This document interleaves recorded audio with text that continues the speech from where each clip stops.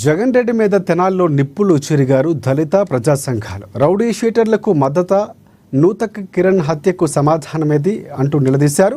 Tenali market centre నిప్పులు గుండమైందని ముఖ్యమంత్రి జగన్ రెడ్డి పర్యటనకు వ్యతిరేకంగా దళిత ప్రజా సంఘాలు నిర్వహించిన రాస్తారోకో మానవహారం జగన్ అహంకారానికి, అన్యాయానికి వ్యతిరేకంగా ప్రజాగ్రహాన్ని ప్రతిబింబించాయి.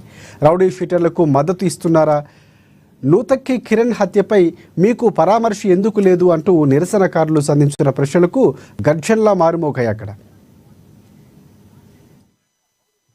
రాజశేఖర చట్టం ఉందని చెప్పి గౌరవించే, రాజ్యాంగం ద్వారా గౌరవించబడినటువంటి చట్టం మీద పోలీసులపై హత్యా ప్రయత్నం చేసినటువంటి వ్యక్తులని పోలీసు వాళ్ళు ధైర్యం చెప్పే పొద్దులో నాలుగు దెబ్బలు కొడితే ఆ కొట్టినటువంటి వ్యక్తులు మానవ మృగాలు రౌడీ షీటర్లు ఒక్కొక్కరికై 10 కేసులు ఉన్నటువంటి వ్యక్తులు, మర్డర్ కేసు, గంజాయి కేసులు ఉన్నటువంటి వ్యక్తుల్ని ఈ రోజు జగన్మోహన్ రెడ్డి గారు పరామర్శించడానికి వచ్చారంటే జగన్మోహన్ రెడ్డి గారికి సిగ్గుందా?